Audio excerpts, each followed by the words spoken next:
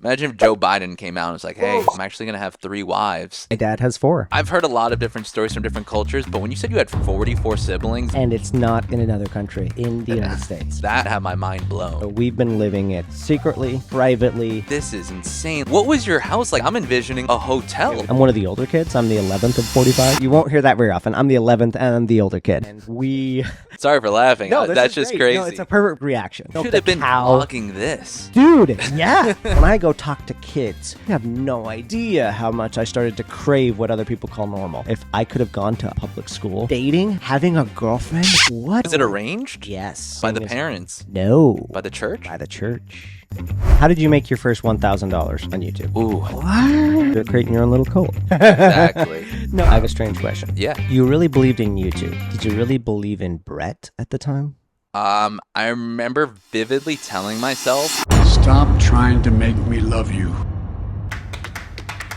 As a fundamentalist Mormon, having 5 parents and 44 brothers and sisters was the norm for Calvin Wayman. Today I'll be spending a day with Calvin, an ex-cult member. Calvin is on a show. The thing I love about the show is just even in the name, culture, emphasis on the word cult. I have friends who grew up in like real cults. We had somebody on the show who has 44 siblings and 4 moms because he grew up in a polygamist compound. When I look at that, I'm like, okay, that's a cult. And it's not just going to be heavy all the time. So his dad was Nick Cannon. Is that what you're saying? Nick Cannon was his dad? Is that what you're saying right there? You had more siblings than there were presidents for a while. Holy shit. You're right. We're going to have a bunch of guests on the show. I'm into creativity, comedy, entertainment. I want this podcast to be the creative expression for my story and for my perspectives on life. Oh my God. God. Oh my. What's happening? I have a beard since this episode was dropped. First of all, thank you so much. If this is your first time following along, thank you so much. I hope you enjoyed this episode. Please like, please subscribe. This is a fun episode for me because Brett is somebody that's become a friend, and it's just crazy. And you'll see, we talked about this in the episode. This episode's surreal to me because when I first decided to move to New York City, when I had 0 money and was living in a small town, I was like, okay, well, what can I do? What can I do to make it feel more normal? And I would literally YouTube day in the life of New York City. Who popped up? Brett's videos. This is like a full circle episode to be talking to somebody, a YouTuber, it was who I was searching when I was deciding that I want to know what it's like to actually live in New York City. So I hope you enjoy. And again, the show's called Cultured. And so, yes, we get into some cult stuff. But the thing I also love about talking to Brett is he himself is what I call cultured. Like, he's visited so many different countries. He's such a curious cat.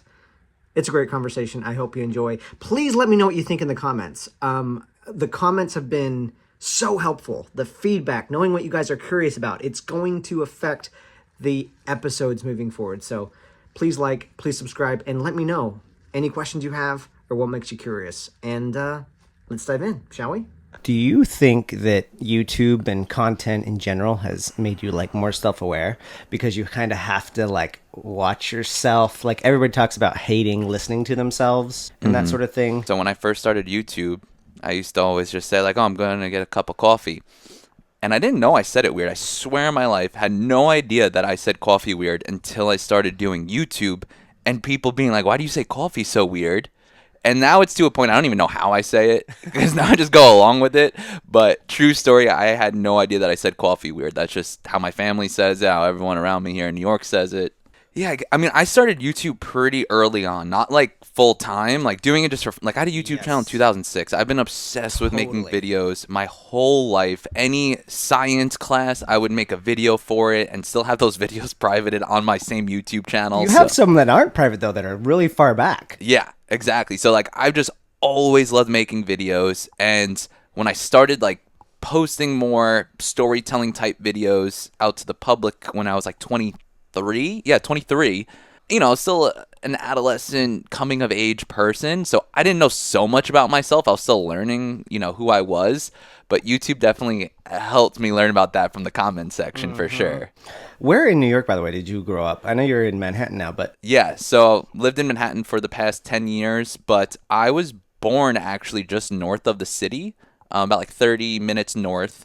parents got And up there they say coffee. yeah. Well, so I didn't grow up there at all. Oh. So my parents met in Manhattan. My dad actually hired my mom at IBM, and that's how they met. Then they got married, moved up there for a little bit because my dad's from the Bronx. Got it. And you know, his grandfather's from the Bronx. My grandfather's from the Bronx. Like everyone, 3 generations. So they got divorced though when I was like 1 year old. Okay. Mom moved to Long Island, and then my dad stayed in like the metro New York City area, and now he lives like in Hoboken. Split time between the two? Yeah. Then? Okay, got it. Yeah, okay. yeah. So I did my schooling though in Long Island, which was about like 45 minutes outside of Manhattan. Yeah. So yeah, back and forth always. Been around it your whole life. Yeah, no, exactly. I'm new. Yeah, New to the welcome, city. welcome to the Dude, greatest I just city. have to say, so we're in. I'm a fan of cold starts. So this is kind of meta, I guess I want to call it. This is strange for me. So you know that I grew up in a cult, right? A few years ago, I had this wild idea that I wanted to live in New York City. And at the time, I'm living in this super small town that maybe 2,000 people or something. Like a lot of dirt roads and everything still. And this might be this is like a good lesson, I think, for anybody listening. Like so I was like, okay, what do I want to do? What's the wildest, like most authentic, like where do I want to live? Because I left the religion, but I was still in the bubble of the religion. And I knew that I wanted to go somewhere else where I feel like I belonged. And I had done a little bit of traveling already. In fact, while I was still in the religion, I came to New York City for the first time thinking I was going to hate it. I'll never forget taking the train in from the airport and coming into the city, and all of a sudden I'm like, whoa. I'm getting like goosebumps and everything. What is this place? And I just never felt so at home. It's the strangest thing. So I had that in the back of my mind. So I decided that I wanted to live in New York right after I left. But at the time, there is zero chance, seemingly, that that's ever going to happen. Mm-hmm. Like, didn't have the money, was actually losing money. I didn't have a regular day job, and I had a small online business, but I was like, there's no way I can do this. And instead, and here's the lesson, I was like, well, what can I do? And I started to do things to make it feel more normal. Because the thing I realized the more I traveled was everybody finds their normal. Like I would go to Southern California and there are people that were spending $5,000 or $10,000 a month on rent and they found their normal. I went to Thailand, like 2,000 in US dollars might seem like a lot a month, and that felt normal. It's like I need this to feel more normal. Mm-hmm. So I remember walking down dirt roads and being like, how can I make this, like the idea of living in New York City, feel normal? So I started searching like day in the life of like New Yorker and stuff like that. And your videos popped up. I didn't know that. So this is the wild part, bro, is like there's people create for different reasons, and you have art for your own reason. But you probably had no fucking idea that you were creating something that some cult kid in like southern Utah, northern Arizona is getting some sort of inspiration from. Yeah. No, I mean, I've had some interesting people, like, you know, come up to me on the streets that have met me or like moved here for those reasons and like thanking me. I've had people, I swear to God, come up to me, just start hugging me. I don't know who they are, but they're like, you changed my life. Yeah, there's our hug. Well, I mean, how we met was because at a coffee shop randomly, there was like a little meetup that our mutual friends were having. Stopped by and we talked, and you told me about your 44 siblings, which I'm sure we'll get into. And I was just like, this guy's super interesting. Like, I want to get to know him more. Like, we got to be homies. And then you told me about your podcast. I was like, let's do an episode. And here we are. Yeah. But I did want to say how I feel like we had the most complete opposite end of the spectrum upbringings where, I don't know, here in New York, I didn't realize until I started traveling how open-minded I grew up. How, like, my family raised me, just being a New Yorker with, like, I don't know, things with different religions, races, who people are. Like, here in New York, everyone, you just treat everyone the same. You're so open-minded to everything. Like, nothing can go over your head. Like, everything you just accept. Where I feel like with you, what I've learned is that it's this way or the highway, or you got to get out. Exactly. In fact, one of the when I decided to move here, there was nobody in my circle that thought it was a good idea. And one of the ways people are like, why are you moving? Like, is this like are you going for a couple of weeks, or are you going for a month? I'm like, no, I'm moving there. And they're like, why? And people ask me all the time, why? And this is something you don't hear very much about New York. But for me, because of what you're describing, New York City is the first place, genuinely, where I feel like I can fully relax. I mean, it's weird. Yeah, like not a lot of people say it like that, but But it's kind of what do you get why I'm saying that? yeah, Given yeah. your point? That like you don't have to worry about so many different opinions and like trying to conform, where here it's like The one thing you can do your own thing. You can do your own thing. And if there's one thing that New Yorkers want from you is just who are you? Yeah.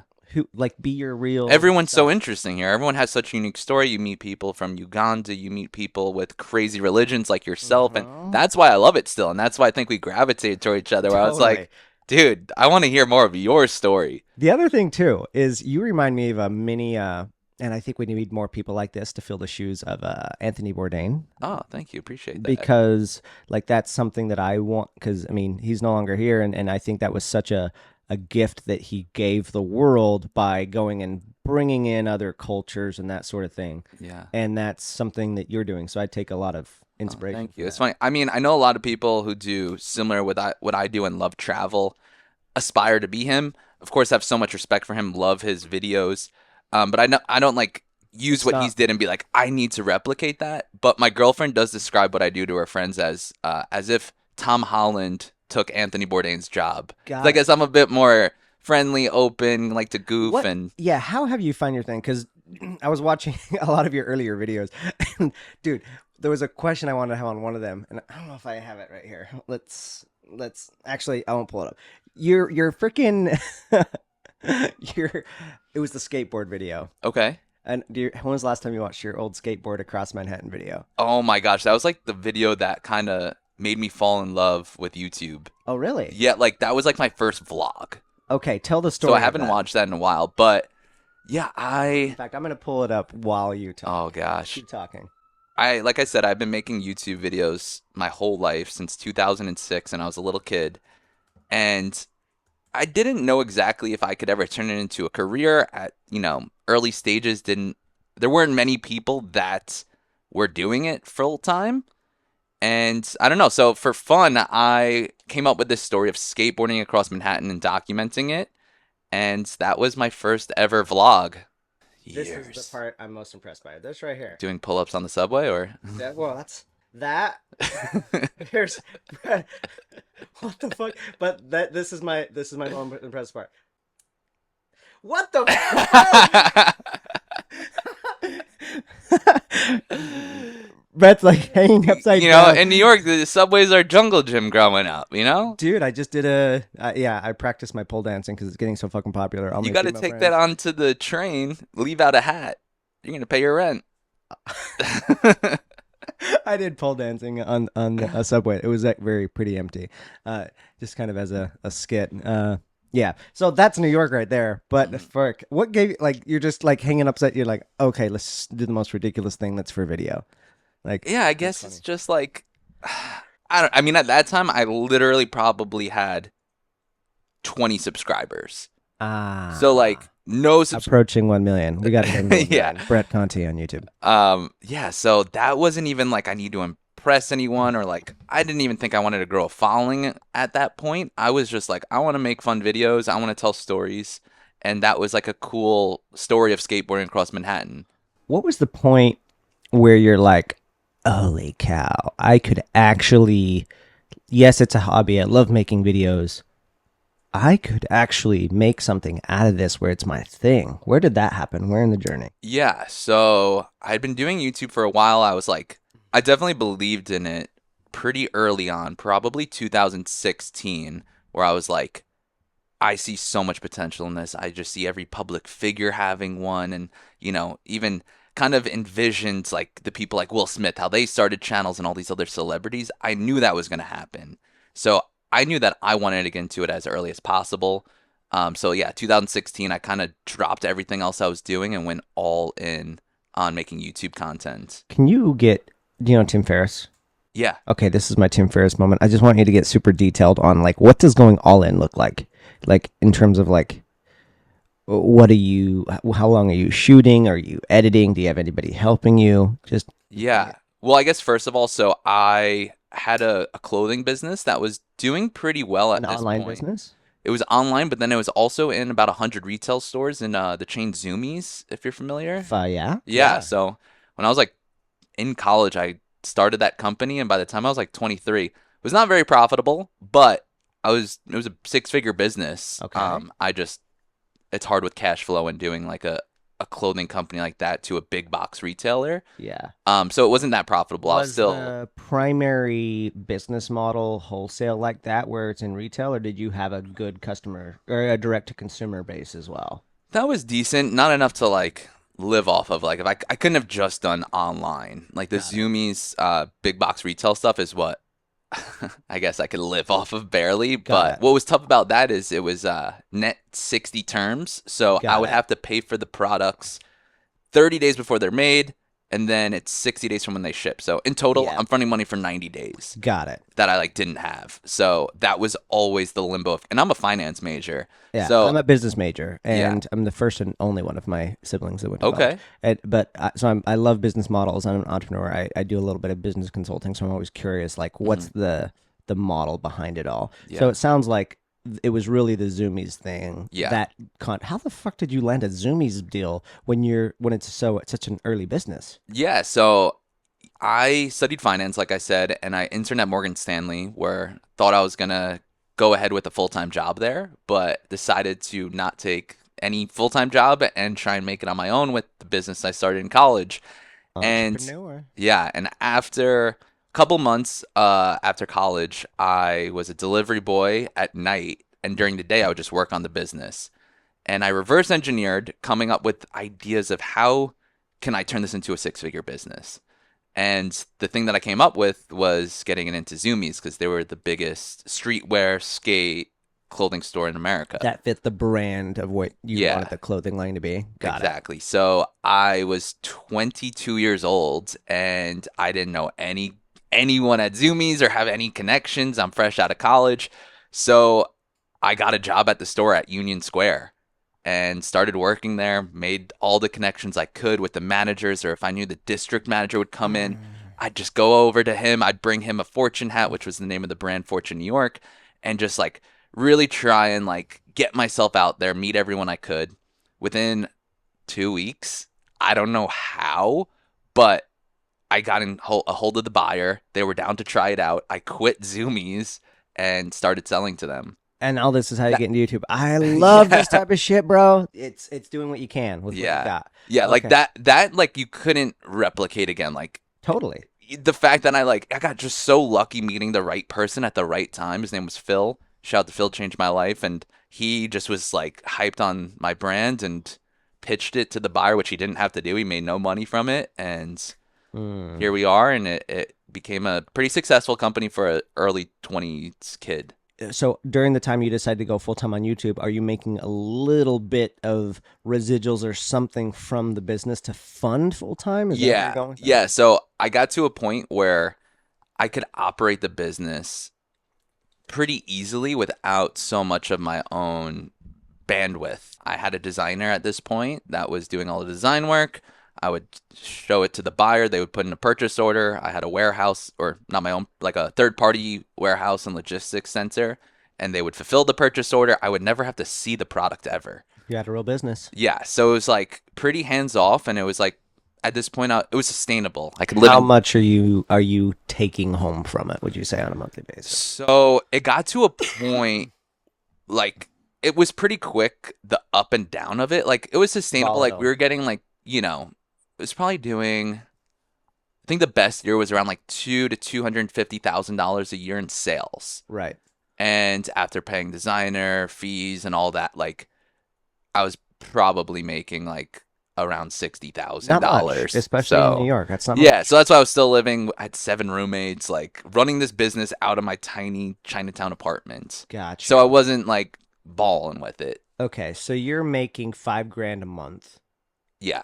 That you can then put into YouTube. Yeah, so it was like more like freeing up my time where I was like, I believe so much in this YouTube stuff and I fell in love with it. Like I said, I've always been making videos. I was trying to fall out of love with making clothes and the brand. I was like, Yep. it's not providing so much value to the world. It's kind of just putting a graphic design on a t-shirt. It's like, didn't feel like I was creating much impact. And I felt like that was the turning point. Once I was like able to sustain myself, I was like, I do feel like I was put on this planet to do something a bit more impactful.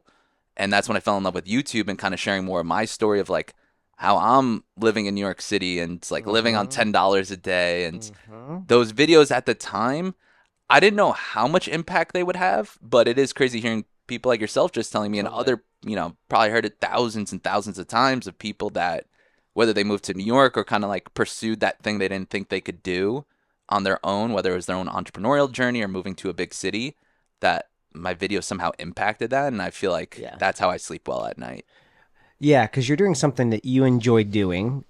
I think you have to lead with that, right? Because there was something you were saying earlier with the Anthony Bourdain thing. Like you're Brett Conti. You're your own person. So it seems to be important to you that you're doing it your own way. Yeah. Right? What is that? Because you've been doing this for a while. It's a self-discovery journey as well, I imagine. Yeah. You feel like you've evolved. Yeah, that's why the channel's called Brett Conti for a reason. Like you're trying not egotistically, but like it is about my life. And it's not just about New York. It's not just about travel. It is this kind of self-journey, like you said. Yeah. So how do you know what type of content to make?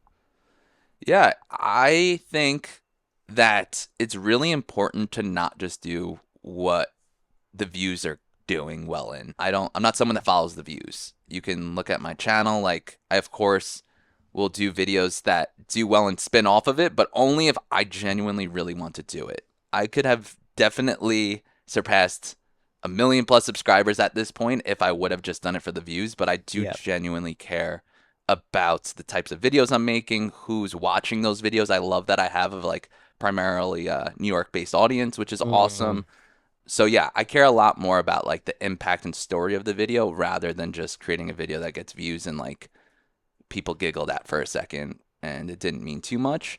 So I think staying true to the type of content I want to make and evolving it. Like I said, like, it started off as like this broke kid in New York City trying to make it in Chinatown to then like kind of went through a couple different periods, whether that was like traveling to then even like entrepreneurial videos where I've opened up lemonade stands in New York City or done Uber Eats for a day to see how much money I could make, turned my rooftop into a nightclub to see how much money I could make, switched lives with a billionaire. So kind of like these cooler, evolved like Brett 2.0 videos, I call. How did you make your first $1,000 on YouTube? Ooh, so my first like brand partnership was... So it was a brand partnership, it wasn't AdSense? No, yeah. It was like when I had like 4,000 subscribers, we're talking 2016, 2017. It wasn't as saturated as today. So like there weren't many other New York YouTubers. So I think it was pretty easy for me then to start getting hit up occasionally. But yeah, it was with a dishwasher company. No, not dishwasher. It was with a clothes washing company. They sent me a mini clothing washer machine that fit in my tiny Chinatown apartment. I don't know. It's a double. Literally a quarter of the size. Because I lived in this tiny Chinatown apartment. Like a clothing washer? It was clothing. Sorry, not dishwasher. Yeah. So clothing. Yeah. An actual washer. You could it was fit smaller than that? Yeah, you could fit like a pair of jeans and 3 t-shirts and like a sock. Was it a washer and a dryer? Yeah. So I didn't even know that cool. was legal. Or that was a thing. When I did move out here, I left like a pretty big, I had so much space and I downsized majorly to come here, which also didn't make sense to my family because I had like a 3-bedroom, 2-bath place. And it's like this studio is like the size of my living room. I'd do it 1,000 times. But I'm so impressed that they have this. I had no idea this is even possible that you could have washer and a dryer in the same thing. Yeah. I mean, it was pretty difficult to use, not going to lie, but it worked. And yeah, like they paid me $200 video to like include them in a video. How did you land that again? They just emailed me. Yeah. So then that started like, that was the first ever one. And then it was like, hey, we have a photo editing app for Instagram. And then that was like $400 and then kind of stayed around that ballpark for a while. So are you going out and you're sending cold emails at this point, or are you just doing Brett's thing and you're waiting for brands to come to you? Yeah. So even to this day, I don't think I've ever landed a partnership with a brand out of the hundreds that I've worked with from me outbound reaching out. What? 100% have been inbound.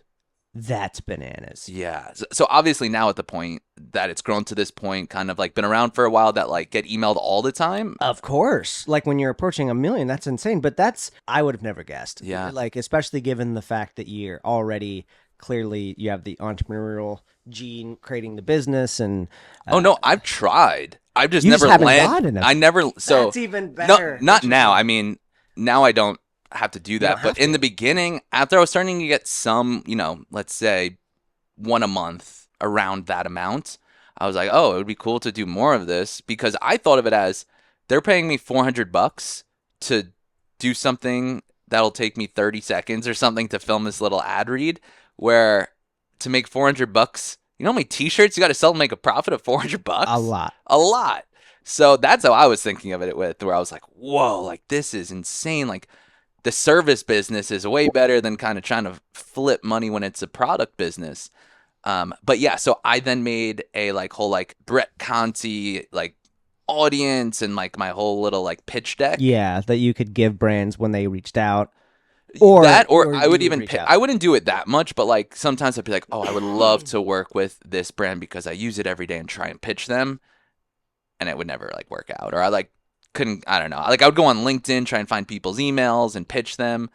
I do have friends that have success with that and have done very well. Yeah, but there is something I like this though, because where my head goes is especially being really new in the YouTube/podcasting content scene, I'm trying to be thoughtful where using the 80-20 rule, where what's the most impactful use of my time and energy. Mm-hmm. And this is a valid pathway, which is just put your fucking head down, make something you like, good content, build an audience, and let that be your focus, because then by default, people will want to partner with that. Yeah. Instead of having to be like, I need to get somebody right away. So, yeah, that's interesting. Yeah. Where did you start to now? Okay, so the skateboard video that was early on, when you were first in YouTube, you're like, oh, this is fun, I want to do this, and then you go full time. What was the video that because you're pumping out content, but not all of them are like they're doing okay, you're building an audience, but was there one video that you're like, okay, that changed things, that had an uptick? Yeah, so I started off for a period in the beginning where I was vlogging.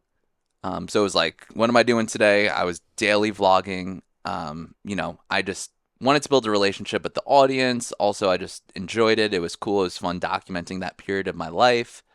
But it wasn't until, all right, so at that point. And when you're daily vlogging, sorry for interrupting, are you editing it too? Oh, yeah. Holy fuck. So I was waking up, crack of dawn, finishing the edit from the night before, filming all day, editing until midnight. And at this point, I'm 24, 25, where all my friends from college that, are here in the city are going out every night. And I remember them being oh, we're going to an open bar, it's $50. I'm I can't go. $50. You're crazy. So I had to sacrifice a lot. Yeah. And I'm so glad I did. Looking back, where I'm whoa, I could not be happier with where things have turned out, and so grateful. But back to your question, yeah, doing everything myself. Used to sometimes upload my daily vlog at 1 a.m, 2 a.m, if it meant not missing a day. So I was just so determined to and believed so much in YouTube, even though at that time it wasn't as popular as it is today. I have a strange question. Yeah. You really believed in YouTube. Yeah. Did you really believe in Brett at the time? I remember vividly telling myself, if I can make a living out of YouTube for the rest of my life, I'll believe I can do anything I put my mind to. Because it seemed so far-fetched when I was starting. literally that's the journey I'm on right now. Yeah. I'm getting goosebumps just like You can it's just do it, man. I mean, it's just strange. It is just calling back to your comment, like we grew up on opposite ends of the world, like opposite end of the country, opposite ends of, but there's similar like value threads. Like I studied entrepreneurship, but like have an online business, and that like the reason I'm into content, it is the wildest. Like everybody in my family for generations are manual labor construction people. Like the way I grew up was, okay, you got choices. Do you want to be a plumber or electrician or a framer or a roofer or a concrete guy? Do you see where that's Yeah. What type of construction do you want to do? Like that was kind of the options were. And so the idea that you could create fucking videos or podcasting and stuff like that and live off of it is so out of this universe. That's why I'm doing it, because of that same thing. I'm like, if I could actually pull this off, what the fuck? What else could I like? I'll believe that anything is possible. Yeah. Like, so that's so cool that's kind of the direction you went. Yeah, no, exactly. So I did believe in myself, but like it did seem really far-fetched at the time. And to answer your original question, it wasn't necessarily like one video took off, career change, which that happens to some people. But for me, it was a slow journey. So yeah, when I was daily vlogging, I was getting anywhere from 3,000 to 5,000 views a video, which honestly great. Like it's pretty impressive. Can't like necessarily like sustain off of that. But then I started trying out bigger topical videos. I think the first video I did with that was like just package. So it was packaging the videos better. It was, can you afford living in New York City? So just that title and packaging the video a little bit differently to all be in the story of that title. That video was like the first one to like really get into the algorithm. What changed there in that title? What might have you done differently? Like, so it sounded like it was something that anybody could gravitate to or maybe even search. So before it was like more about my life too much. Got it. So it was so much like, I don't know, whatever I was doing that day, or like something happened that was, you know, kind of like that 2017 vlog era of like titling a video. I don't know if you were on YouTube at I was that at least time. watching it. Okay. I was watching like the daily vlogging of Neistat, and Paul, those guys. No, exactly. Yeah, exactly. So it was similar titles to that, but that doesn't work for everyone. And I wouldn't have caught your videos if that's what it was. Right. Like I caught your videos because I was searching what is it like to live a life in New York City, days in the life, and your videos were the most that like kept that, and it was those titles that actually helped me find it. Right. Yeah. So exactly. So it was just packaging it a little bit differently. Like the videos, it was still felt like I was going out filming my typical type of vlog. Yep. But I just kind of stayed on the story of, can you afford living in New York City? And like that was the first one where it clicked and was like, all right, how can I just package my stories a little bit differently so that it's easier for people to find? That's so cool. You're going to have greater success if you're not always looking for the lottery ticket. You're more of like, if I just keep doing this, I'm going to go from like maybe, I mean, correct me if I'm wrong, I'm just kind of inferring what you're saying, but 3,000 and 5,000, I'm probably going to get 6,000, 7,000. If I keep going, then it's going to keep growing. Mm-hmm. Right? Was that part of where your mindset was? Yeah. I mean, I guess I wasn't, it's hard to think. Like I wasn't that hard on myself with like the metric of success by views. Okay. I of course like wanted to grow, but I more so just like really wanted to like build a connection with the audience, and that was like really what motivated me. So the view count wasn't the only thing, and like still to this day, like you were creating your own little cult. Exactly. Exactly. No, I have this whole thing of like there are good cults and bad cults, and there's like everything's on a spectrum. So it's good. You're building a community, and that's what I'm trying to do. What was the point where you're like, oh, this is working? Like back to your thing of like, if I can make a living enough, where was it like? Yeah. So my dad's super supportive, but he's, you know, he went to the same college as me here in Manhattan, and then has interned at IBM and still works there to this day. So, you know, very textbook of like go to college, get an internship, work there for the rest of your life, retire, live your life then. I never wanted to conform to that. And I think the first time like so let me rephrase. So he never really thought like I can make a living from YouTube, which I don't blame him. He's just being a great father and like looking out for me. Like, hey, like why are you still eating dollar ramen every single day of your life? Like get a job. And to me, I really believed in the YouTube stuff. And it wasn't until I got a partnership with Sony. So at this time, I probably had 18,000 subscribers, and it was $10,000 in 2017. So that was a lot of money back then, especially for social media. And in the partnership, I had to go film the video in Thailand.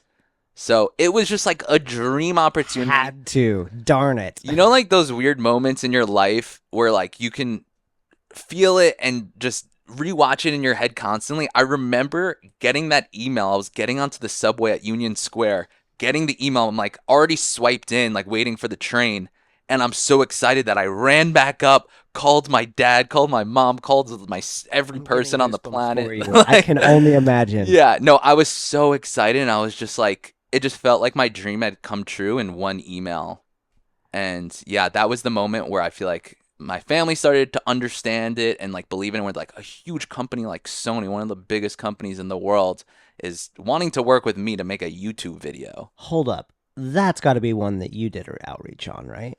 No, that was just luck. That was Sony luck. just reached out to a channel with 18,000 subs. So what had happened was, again, it's like all falls down to that like networking mentality. So was living in New York City, and I was connected with B&H Photo Camera Store, and they invited me to a Sony event, and I did not expect anything from that, but they announced how they were going to be doing some type of campaign where they want to work with like independent content creators to make content about their newest camera.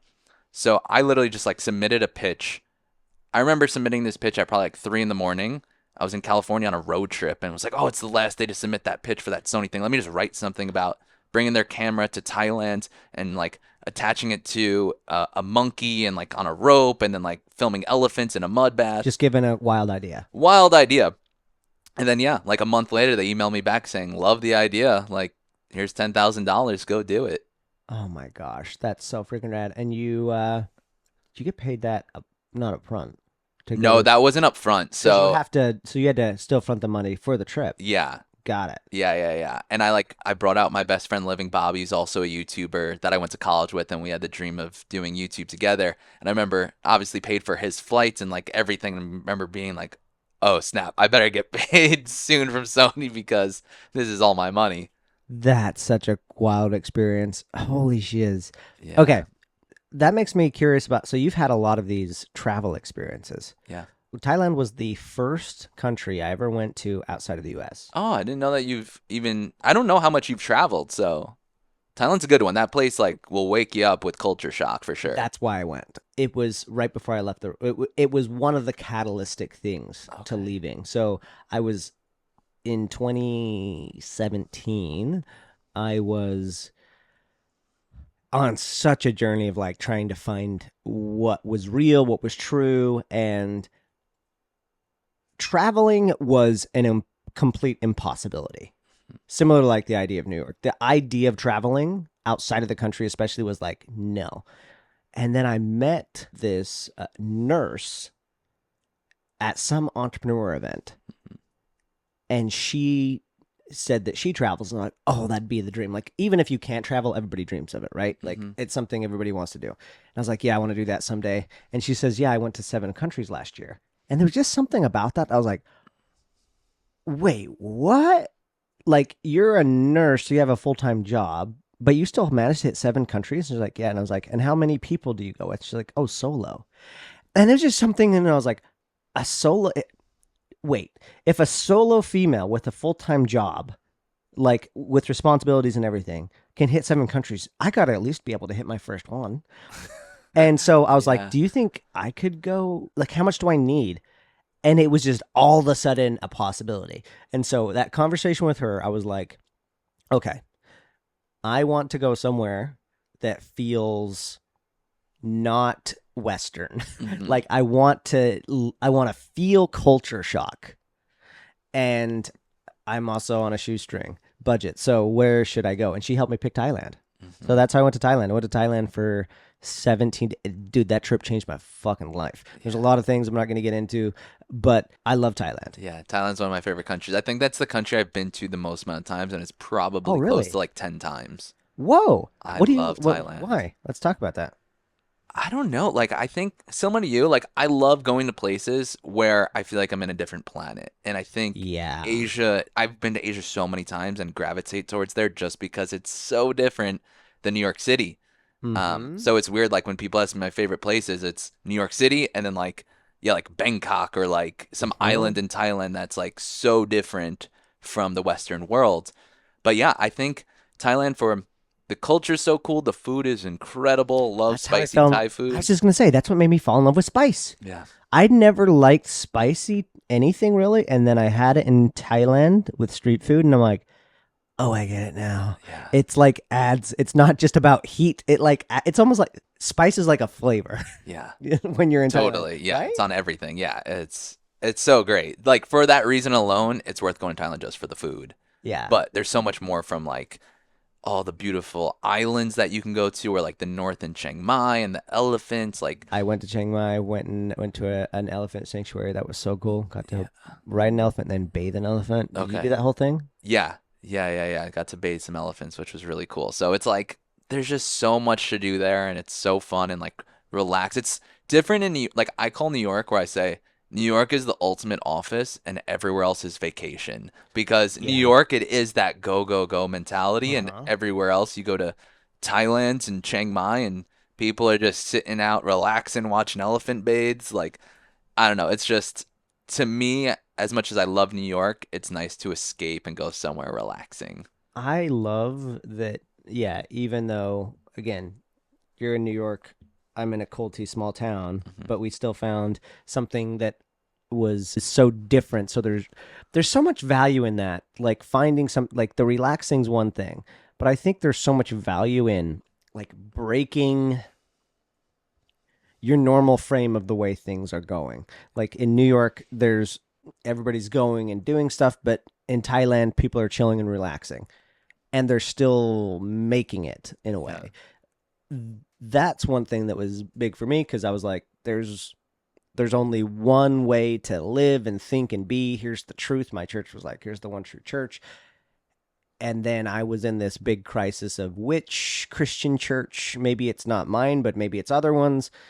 But in Thailand, the majority of people I talked to, like all of them actually, there's no even Christian like ideology, but yet they're still surviving, and they have their own stories and their own way of making sense of the world. Yeah. And I don't know, that just helped me so much to realize that we're all a bunch of meaning-making machines trying to figure out what we're doing, and we all have our own stories, and that helped me self-reflect, like, maybe that's part of what I am doing or what my culture's doing. They have their stories. Like, they probably would be thinking and living differently if they grew up in a different part of the world. Maybe I think and believe the way I think and believe because of where I am. And so, yeah, Thailand was super helpful with that. Also, Israel, just to answer your question. I've been to, still pretty small on the list, but Costa Rica, Israel, Thailand, London, Paris, Canada. Like, those are like the out of the U.S. Okay. Israel was another big one though. Yeah. because I've been there. it was country. yeah, I freaking loved it. I loved Israel for kind of the opposite reason, where I went to the Western Wall and had such an epic experience hanging out with Orthodox Jews. Just hearing how devout they were in their faith and in their belief, and again, way different than mine. Yeah. And that was refreshing in a weird way, because in my upbringing, people were also devout. But talking to them, I was like, the people that I consider devout, they're like nothing. Like, these guys, it's every part of their life. Like, many of them lived in different parts of the world. They migrated there. They were like, this was one of my first mini viral videos. It was before I was actually doing a video, but I captured a Jewish wedding proposal at the Western Wall. It was epic. This guy had his friends like singing, and he proposed, and the girl, after she said yes, like she turns around and like hundreds of her friends were hiding.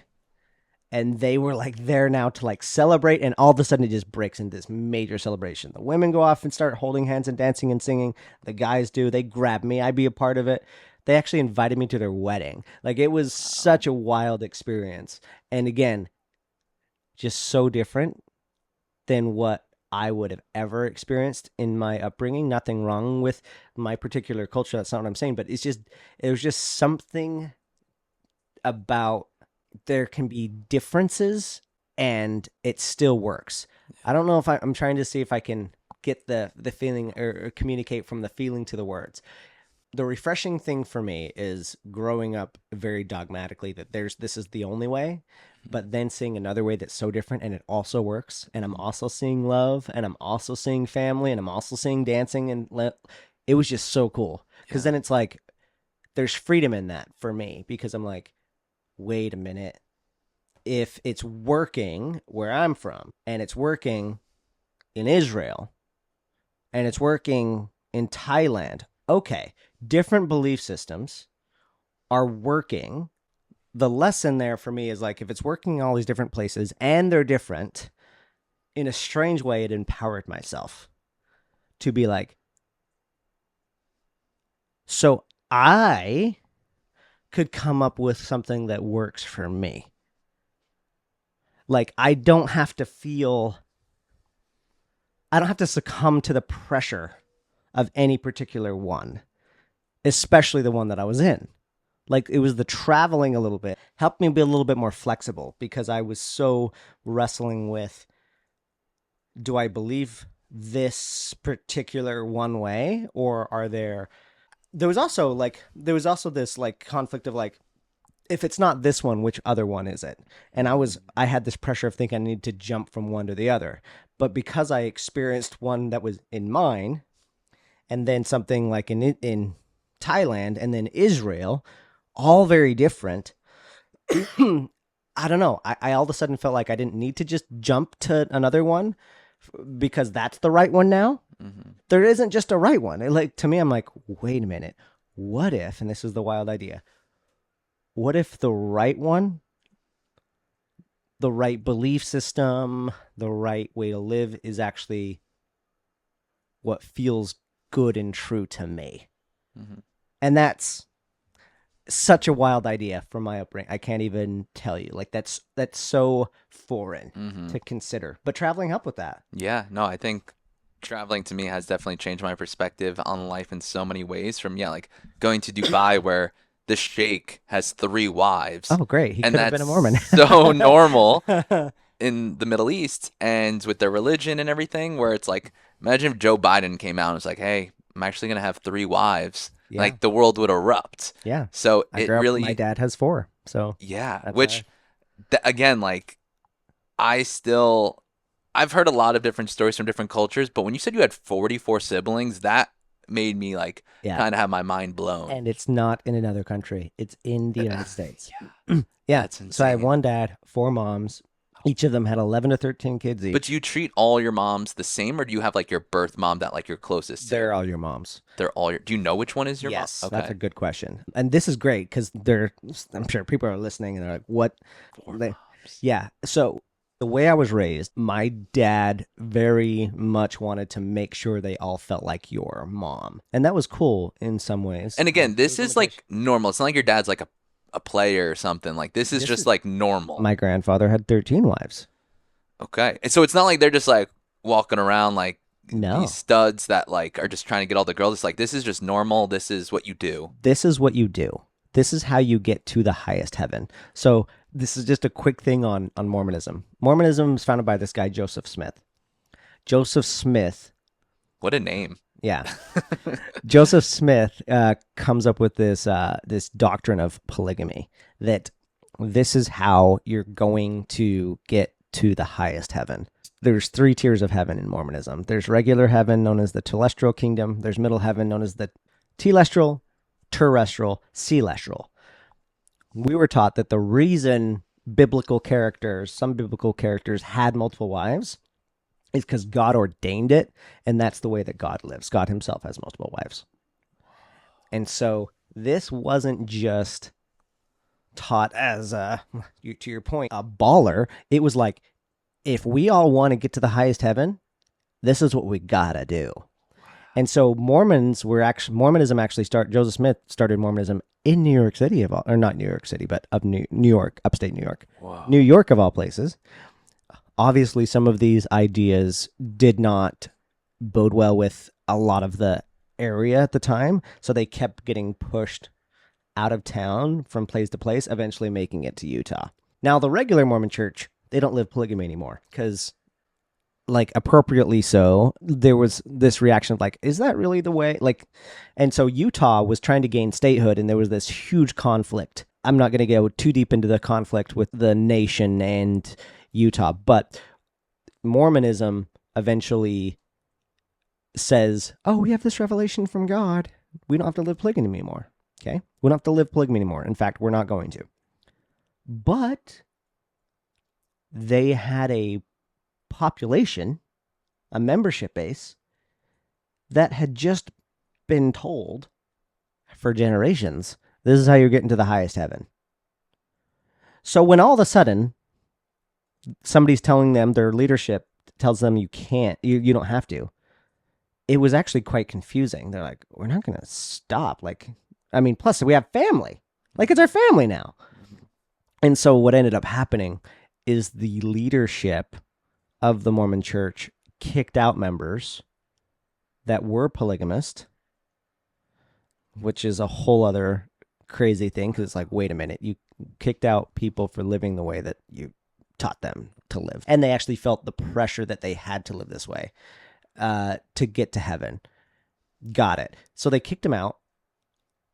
And then there's regular Mormons, and then there's fundamentalist Mormons. That's where I come from. Fundamentalist Mormons. So my family has been living polygamously for 4 generations at least, since the early 1900s. Since before that, but that's where the split happened with the regular Mormon church, the LDS church, and what is known as, some people call it FLDS, Fundamentalist Mormon Church. And so we've been living it secretly, privately.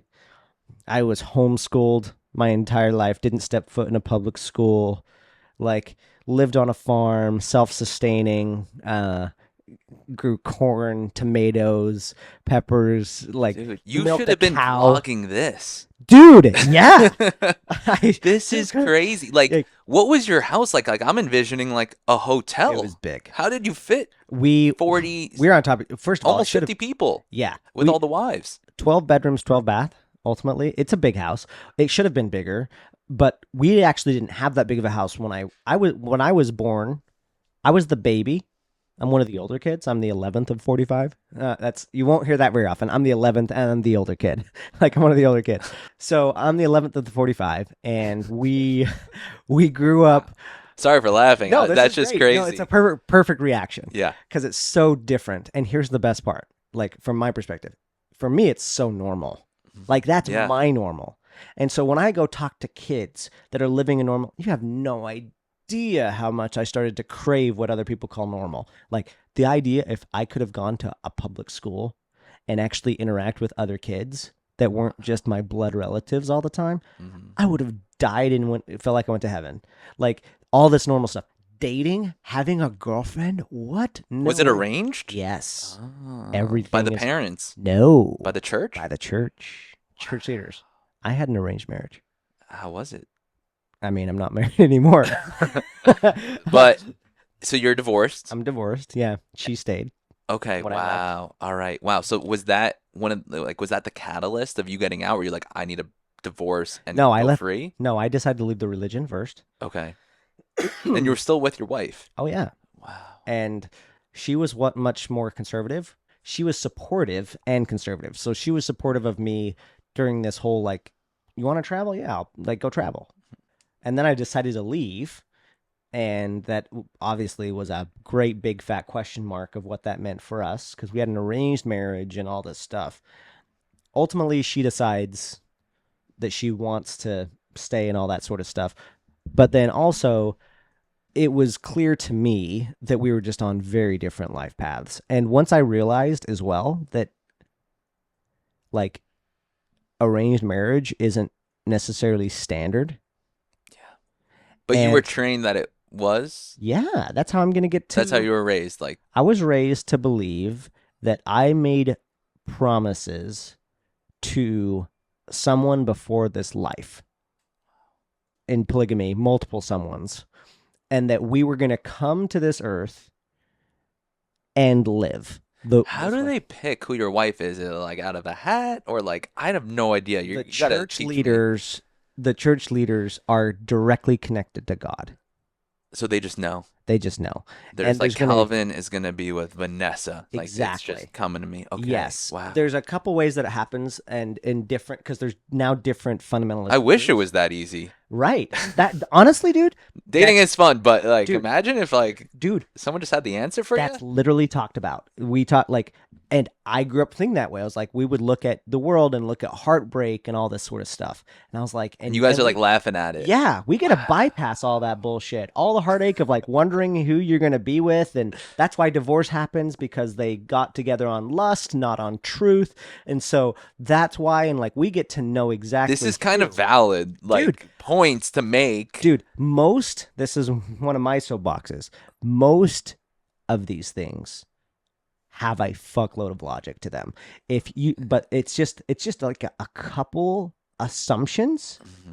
Like, that's where it falls apart. Like, if you look at the few assumptions, like to get to the celestial kingdom, you have to be a polygamist. But there are these few assumptions at the base of a lot of belief systems. But once you accept those, Joseph Smith's a prophet. He wrote this book that's an extension of the Bible. Okay. Polygamy is... So is he like your Jesus almost? He is side by side with Jesus. There's God, Jesus, and Joseph Smith. And then like the Holy Ghost and stuff like that. Yeah. So fascinating to learn. Like, right. I didn't know much about the Mormon church, so Right. this is And we were taught to live it secretly and privately because the rest of the world wasn't ready to hear it, but everybody was eventually going to hear it. wow. Similar to a lot of belief systems. But there was something I was going with as far as the marriage thing, probably. It can happen a lot of different ways in different fundamentalist Mormon churches. It can just be the prophet going and saying, this is who God wants so-and-so to marry.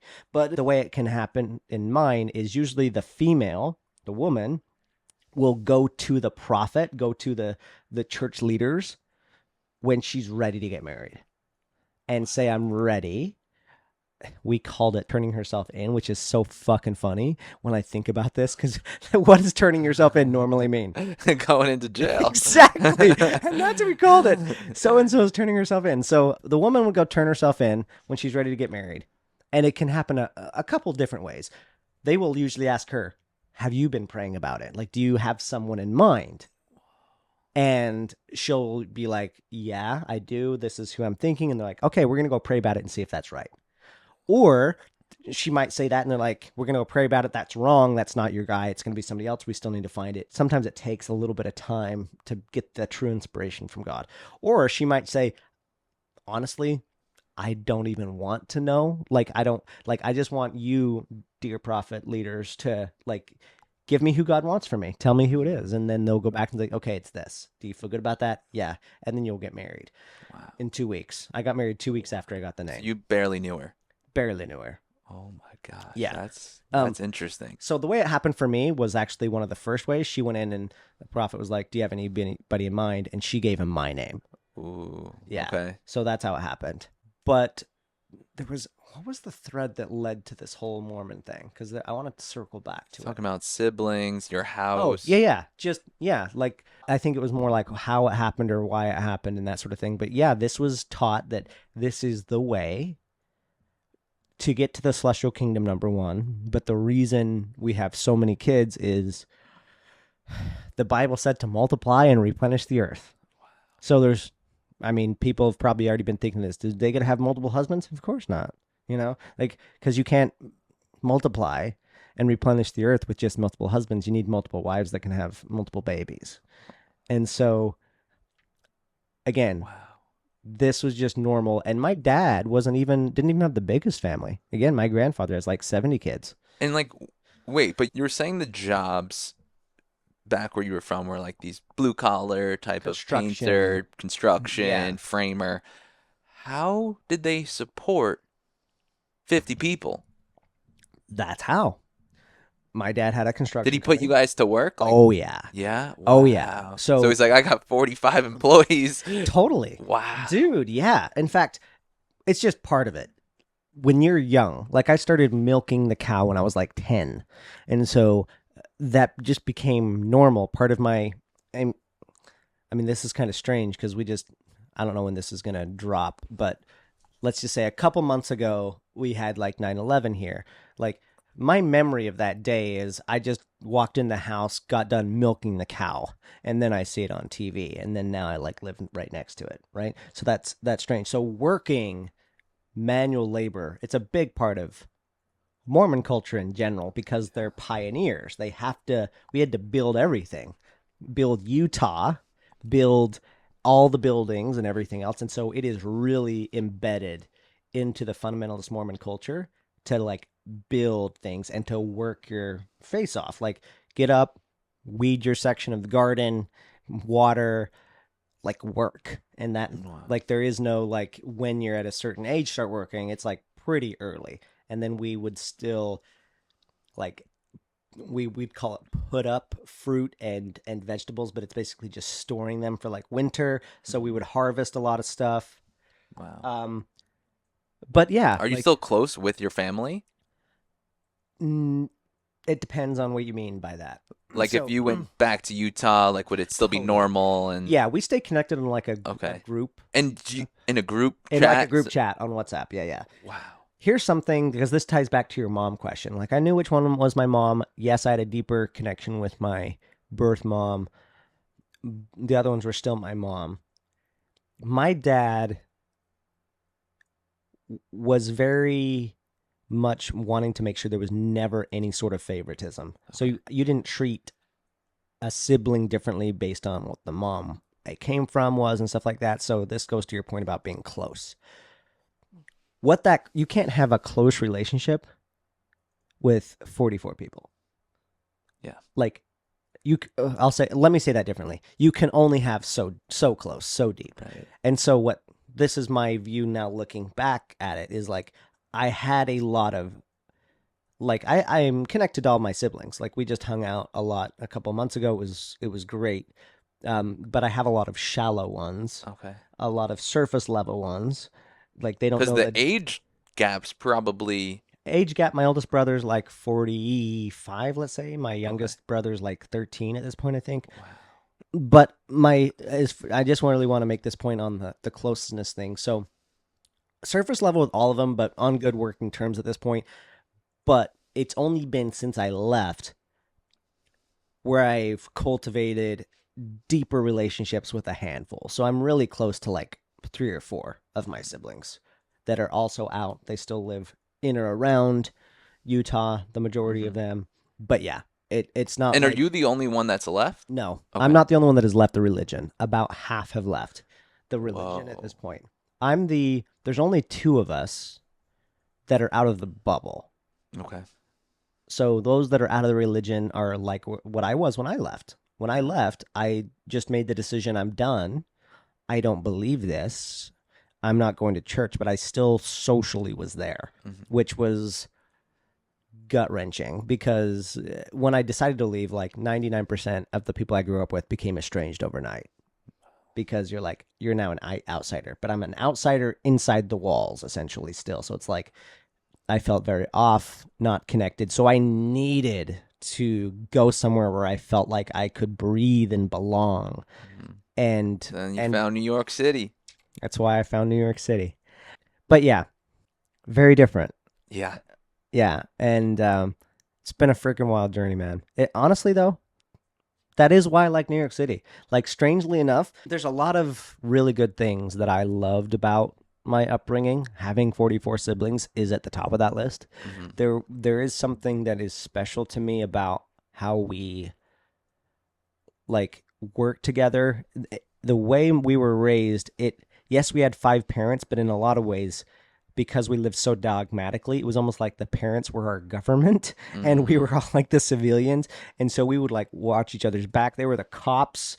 And that's what it felt like, is like we would get in trouble by them. And they were like super, like always making sure that we were being okay. We lived in like a fenced yard. And so if I wanted to get a burger at Wendy's, then somebody had to like cover for me and make me think I was somewhere else. And I would like ride my bike as fast as I could to get to Wendy's to get a burger. Like so many little things like that.